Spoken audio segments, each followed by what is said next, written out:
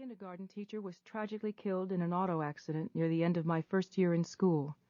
I felt as if my world were starting to unravel. A familiar beacon of light and safety had been extinguished forever. Mother explained that my teacher had gone to sleep, and that I would soon like my new teacher just as much. And then my grandmother died.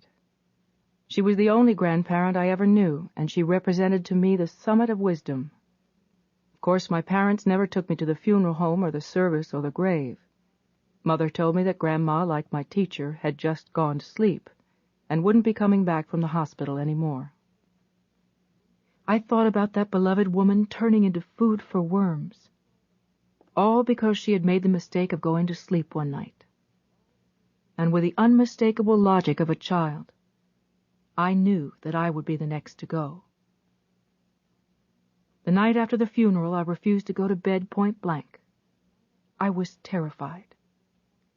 I decided I would never sleep. I remember thinking something about dead people staying in their graves for 3 days and nights, and then rising again, and wondering how Grandma was going to get out. I screamed and cried and became almost hysterical, until my parents were quite upset. I finally fell asleep, more from exhaustion than anything. But the next night it was the same thing all over. I had a dread certainty that on the third night Grandma would come, and because she had always loved me so much, would take me with her, somewhere.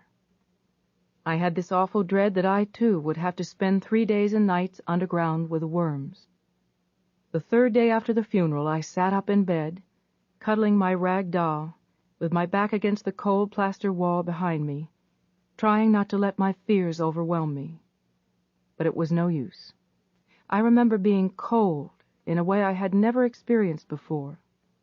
Even the air in the room seemed like a dank, cold miasma, ghastly and awful. If you have ever been inside a meat locker rank with the smell of death and of stale, bloody ice, you know what I mean. I guess it must have been about 10 o'clock when my angel came. The room was dark, except for the small nightlight on the hall table and the dim light coming in through the window over my radiator. From where I sat, I could see out to the second-floor landing. I was staring across the room where my doll's crib was, trying not to panic, when I noticed a kind of silvery mist beginning to obscure the sight of the crib. I refocused my eyes nearer, and I saw that the silvery light was glowing softly at the foot of my bed. I wish I could describe the light, but I've never been really successful. It was too unearthly. It was soft like pewter, but it glowed from within. And as I watched this beautiful light, too fascinated to be afraid of the most unusual experience of my young life, a figure began to emerge out of the cloud. Like the cloud, the figure was bathed in this incredible light, and I felt as though the light were reaching out to me, too. The being that appeared was rather tall and quite strong of physique, although I think my impression was more a mental one than a physical one. I knew the being was masculine, had very long and fine hair that seemed to flow and blow around him. His face was somewhat angular, rather than smooth or rounded, and utterly serene. But what I remember most clearly were his eyes. They were very large and dark, and full of compassion for me and my fears.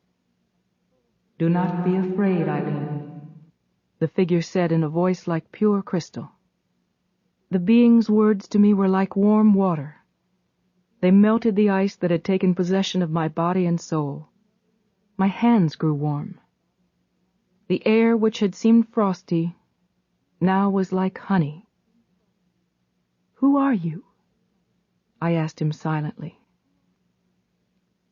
"I am your guardian angel," he replied simply. "Always remember, there is nothing to be afraid of." And then, before I could ask or say anything more, To keep listening to this audiobook, I've left you a link in the description so you can do it, at no cost thanks to Audible's 30-day free trial.